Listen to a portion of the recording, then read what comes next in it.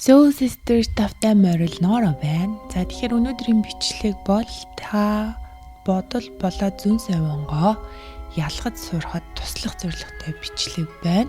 Ихэнх хүн хийхээр дотроосоо дуудагдж байгаа зүрх сэтгэлийн дуу хоолойндоо хизээж хариулдаггүй буюу хизээж тэрхүү бүтээлч ажиллаа эхлүүлдэггүй. Авьяасгүйдээ биш, цаг завгүйдээ ч биш. Харин тэд нэг айдас төрүүлэм асуултанд огтоос хариулж чаддгүй учраас.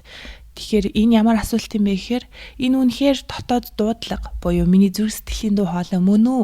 Эсвэл зүгээр л миний эго, бодол гэдгээ ялгаж чаддаггүй учраас шүү дээ. Бичлэгийн ихэнд хамгийн чухал ойлгох ёстой зүйл бол хэрэв бид бодол, сэтгэл хөдлөлийнхаа импульсыг дагсаар байвал лупын дотор эргэлздэг, түүнээс бүтээлч ажил гардаггүй, нэг үгээр хий эргэсээр байдаг. Харин бид зүүн савин буюу дотоод сэтгэлийнхаа дуу хоолойг сонсож эхлэх үед жинхэнэ уран бүтээл гарч эхэлдэг. Тэгэхээр бидний бүтээх хүсэл хоёр төрөлтэй байдаг. Энэхүү хүсэл гаднаас нь харахад яг адилхан мэт боловч үнэндээ хоорондоо тис хоёр өөр зүйлийн заагийг маш тодорхой гаргадаг. Эхнийх нь санаа буюу таны толгойд төрсэн бодол. Тэр бодол ном бичвэл сайхандаа, уран бүтээлч болвол сүртэй харагдандаа, ямар нэг зүйл бүтээч гэсэн байхад ямар сайхан санагдах болдоо гэж хэлдэг. Энэ нь эгоноос үүсдэг.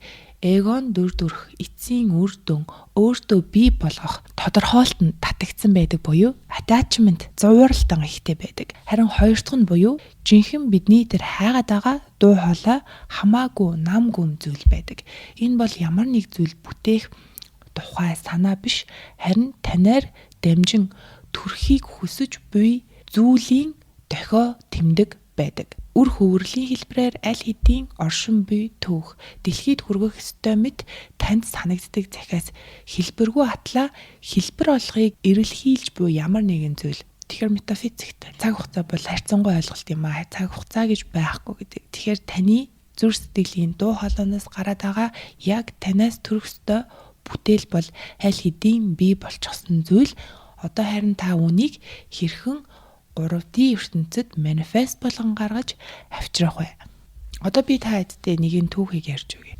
Энэ түүхий маань сүнслэг спикер ноён Экхарт Толле маш их ярьдаг. Тэгэхээр 17 настай нэг охины тухай түүхийг ярьж өгье. Тэр охин тархины мэс засалж болохыг хүсэж байгаагаа Экхарт Толлед хэлжээ. Экхарт Толле түүнээс чи тарих сонирхдаггүй, хүний биеийг сонирхдаггүй, ангаах ухаан сонирхдаггүй гэж асуухад охины хариулт үгүй ээ.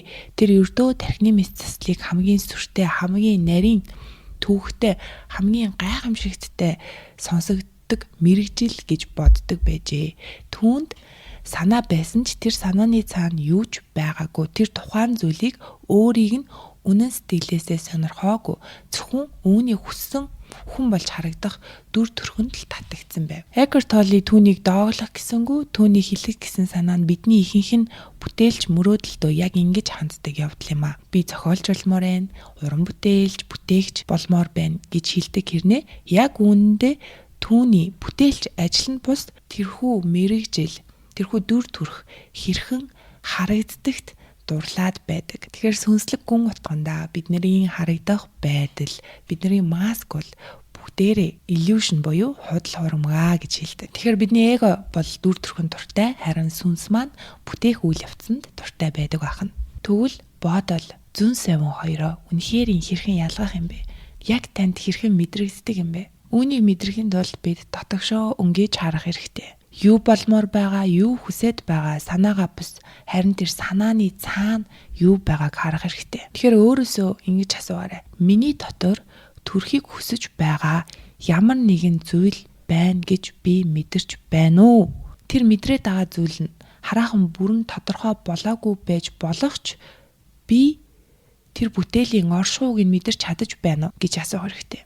Хэрв тийм бол тэр жинхэнэ энэ нь эгоноос илүү гүн түвшний өөр dimension, өөр хэмжээстээс ирж байгаа таны хүн төрөлхтөнд авчрах ёстой зүйл. Үүн дээр нэгэн чухал зүйлийг нэмэхэд хүмүүс зүүн савин буюу яг хийх ёстой зүйлээ ямар ч эсэргүүцэлтэй тулгарахгүй урсчихна гэж бас буруу бодоод байдаг. Таны хүсэл үнэхээр зүүн савингийнх байсан ч та эсэргүүцэл мэдэрсээр ах болно. Эсэргүүцэл мэдрэгдэж байгаа нь үүнийг хуурамч гэдгийг харуулж байгаа биш.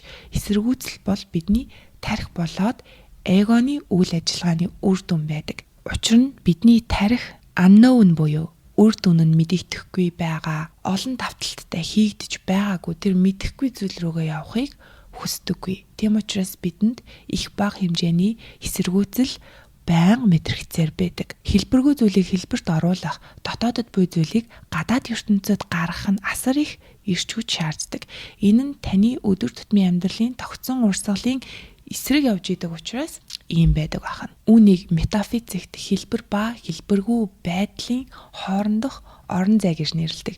Тэр орон зайг гатлахын тулд бид эрчимтэйгээр нэг зүйлдээ төвлөрөх шаардлагатай байдаг. Үүн дээр эгоны эсэргүүцэл надад цаг алга, нөхцөл байдал тохиромжгүй байна. Бүх зүйл тайван болохоор эхэлнэ гэж хэлдэг. Үнэхээр үнэндээ ямар нэгэн зүйл танаар дамжин гарахыг хүсэж байгаа бол түүнд орон зай гаргах арга үргэлж олддог. Тэгэхээр бодол, зүйн сэмэн хоёрыг эсрэгцүүлэн тодорхойлоод хэлчих юм бол бид бүхэнд улам илүү ойлгомжтой ялгаж танихад амархан байх болно. За тэгэхээр бодол нэгдүгээрт гинжин байдаг. Эхний нэг бодол үүсгэхчээс дараагийн бодол хүүрэн гарч идэг те. Тэгэхээр одоо танд бодогдож байгаа бодлыг яг ирээд хайгаад үүсгэрийг нь олж болдог. Харин бидний зүйн совин бол генетхэн биднийг бүрхэж авч байгаа мэт үүсгэр нь тодорхойгүй генетхэн мэдрэмжтэй хамт давхцан орж ирдэг. Их усрыг нь тодорхойлоход болохоор бодол бидний ил оюун ухаан буюу ил ухамсараас ирж байдаг бол зүйн совин бидний даалд ухамсар бидний гүнээс ирж байдаг. Хэлбэрийн хувьд бодол үг дүрслэл, дүгнэлт, анализ хэлбэрээр илэрдэг. Харин зүйн совин шууд мэдрэгдэх ойлголт чиглэл шиг мэдрэгддэг. Тэгэхээр бодол гинжин байдаг гэдэг шиг бодол алхам алхмаар ар араасаа цоврон боловсруулагдсан гарч ирж байгаа мэт мэдрэгддэг бол зүйн совин нэг дор бүхлээрээ мэдрэгддэг. Бодол яагаад, яаж, юу болох бол хэрхэн хийх вэ гэж цоврсан асуултуудыг авчирдаг бол зүйн совин энэ зөв юм шиг байна. Энд анхаарах хэрэгтэй гэсэн цаанаасаа мэдэж байгаа мэт мэдрэмжийг төрүүлдэг. Тэгэхээр бодлын үүрэг юу юм бэ гэхээр мэдээллийг шинжилж шийдвэр гаргах үүрэгтэй бол зүйн совингийн үүрэг нь бидний ил ухамсарт даалд ухамсараас ирсэн гүнзгий мэдээллийг өгөх, бидний энэ амьдралаа яагаад сонгож ирсэн учир шалтгааныг сануулan түүн рүү чиглүүлэг болж байдаг. Ийм ч учраас бид нэр бодол зүйн совин хоёроо ялгаж сурах нь их чухал юм. Тэгэхээр нэг үгээр бол бодол үгээр ярьдаг, нотлохоо шалтгаан хайдаг олон үгтэй байдаг бол зүйн совин ямар нэгэн тайлбаргүйгээр гинэт мэдрэгддэг олон үггүй, тийм үгүй эсвэл энд анхаар гэсэн чиглэл өгж байгаа мэт мэдрэгддэг. Тэгэхээр үүн дээр бидний анхаарах зүйл бол гинэт төрсэн бүхэн зүйн совин бишээ гэдгийг ойлгох хэрэгтэй. Гинэт төрсэн мэдрэмж, айцын автомат хариу үйлдэл, хүсэл, хуучин шарах, сэтгэл хөдлөлийн импульс бусдын хүлээлтнээс гарч иж болно. Тэгэхээр үүн дээрээ бид нэр аналитик ил оюун ухаан болон зүйн совингийн далд оюун ухаанаа тэнцвэржүүлэх шаардлагатай байдаг. Үүнийг энгийнээр ялгах арга нь болохоор айц эсвэл сэтгэл хөдлөлийн импульс дээр гарч ирж байгаа бодол, мэдрэмж бол одоо шууд хий, үгүй бол муу зүйл болно гэд ихэвчлэн дарамттай, шахалттай, чанга, давтагдсан мэдрэмжийг төрүүлж идэг. Харин зүйн совин бол энэ бишээ гэд тайвнаар хэлж байгаа мэт таныг хүчээр ятахгүй байгаа мэт орж ирдэг шүү гэдгийг сайн анхаараарай. Тэгэхээр зүйн совин бол нэг үгээр бидний даалд ухамсараас ил ухамсар буюу бодлын ертөнц рүү нэмэлт илүү дээд түвшний мэдээллийг өгж байдаг чиглүүлэгч гэж ойлгох хэрэгтэй. Тэгэхээр бид зүйн совингоос авсан мэдээллийн дагуу тэрхүү нэгэн танаар дамжуулагдсан ирэх ёстой бүтээлийг, таны амьдралын утга учир хийх ёстой зүйлийг хэрхэн гаргах талаар практик арга дээр ярилцгаая. Тэгэхээр бичлэгийн эхэнд хэлсэнчлэн хэлбэр ба хэлбэргүй байдлын хооронд орон зай гэж байдаг. Тэр орон зайг бид гатлах хэрэгтэй. Тэгж байж дотоод хэлбэргүй байдлаа хэлбэртэй болгон 3D манифест хийдгээ гэж хэлсэн тийм үү. Энэхүү орон зайг хэрхэн туулж тэр хэлбэртэй ба хэлбэргүй хоёрын хооронд орон зайг багасгах вэ гэхээр бид нэр өөрийн хийж буй зүйлдээ цаг гаргах хэрэгтэй. Бидний 3D цаг хугацаа. Энэ цагийг гаргахдаа сайн гүйцэтгэхийн тулд биш, төгс зүйл бүтээхийн тулд биш, харин танаар дамжин гарч ирэхийг хүсэж буй зүйлтэйгээ хамт байхад зориулсан ариун цаг хугацаа гэж ойлгох хэрэгтэй.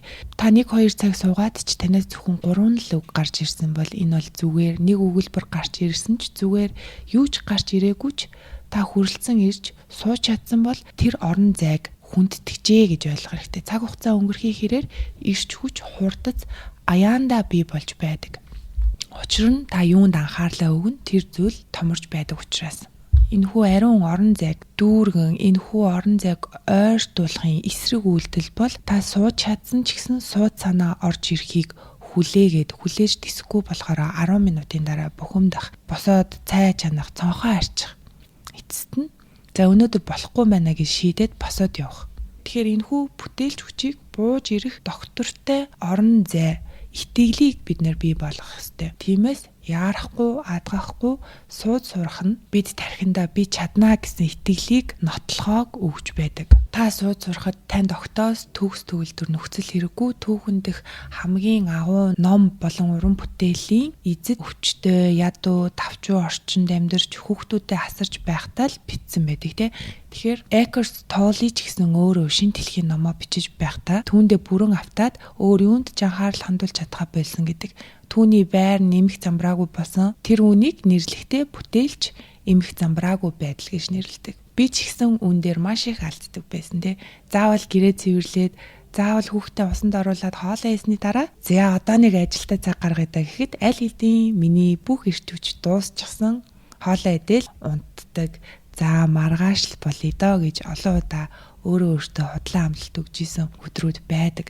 Тэгэхээр та эмх замбраагүй байдлыг хүлээн зөвшөөрөөд өөртөө заавал цагийг гаргаад бүтээлч байдалтай цаг гаргаж байгаарай. Үүн дээр нэмэлтээр хэлэхэд бидний хязгаарлалт болж байдаг зүйл үнэндээ бүтээлч дарамт буюу одоо таны нөхцөл байдал амьдралаас мэдрээд байгаа хязгаарлалтууд яшиг төвхтэй зүйлс үнэндээ тэр бүтээлийг гаргахад тусалдаг хүч байж болдог гэдгийг маш сайн ойлгороо тий. Хязгаарлалт бүтээл төрөхөд цаад болдоггүй. Харин бүтээл төрөхөд шаардлагатай дарамтыг бий болгодог зүйл шүү гэдгийг ойлгох хэрэгтэй.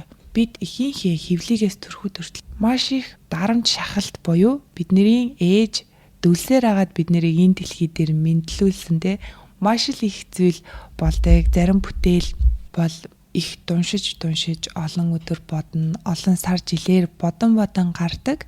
Харин зарим бүтээлүүд бол минут секундын дотор хүртэл гарах тохиолдлууд байдаг те. Тэгэхээр яг үүнтэй адилхан дэлхийн ертөнцийн дээр ч гэсэн шинэ хүмүүс мэдлэгтэй зарим нь маш хурдан дүрдэг бол зарим нь 24 72 цаг хүртэл дуншсаар байгаа төрдөг шүү гэдгийг анхаараарай. Тэгэхээр энэ бүхэн бидний бүтээл туйрвж байгаа үйл явцын нэг хэсэг юм а гэдгийг хүлээн зөвшөөрөөд хамгийн гол нь та бодож байна уу, бясалгаж байна уу, үнэхээр гараараа бүтээж байна уу, нүдэрээ харж байна уу, сонсож байна уу? Ямар нэгэн байдлаар та цаг хугацаа гаргаж л байгаа бол 5 мэдрэхүүгээрээ аливаар нь ч хийж байсан та тэрхүү цагийг гаргаж байна л гэж тооцогддог. Яагаад одоохондоо та бүтээл гаргаж чадахгүй байгаа тухай өөртөө ярьдаг тэр түүхч нь бол таны эго юм аа. Тэгэхээр танаар дамжуулагдсан гарах хэвээр хүн төрлөختөнд ирэх хэвээр олон хүнд биш юмаа гэхэд зөвхөн танд чамаагүй хүрэх хэвээр зүйл бол бидний гадаад нөхцөл байдалд огт санаа тавьдаггүй, гадаад нөхцөл байдал төгс байсан ч төгс бус байсан ч бидэнд ирэх цагтаа л ирдэг. Тэр бүтээлд хаалгал хэрэгтэй байдаг. Тэр хаалгаа нэгээрээ өөртөө болон өөрийн бүтээлийн тэрхүү орон зайд цаг хугацааг гаргаж байгаарэ. За энэхүү бичлэг маань танд таалагдсан, танд урам зориг өгч чадсан бол YouTube-ийн Soul Sister сувгаа subscribe хийгээд бүтээл гаргаж чадахгүй, бодол зэн савингаа ялгаж чадахгүй байгаа найз хайртай татгийн хүмүүс рүүгээ share хийгээрэй. Баярлалаа. Баяртай.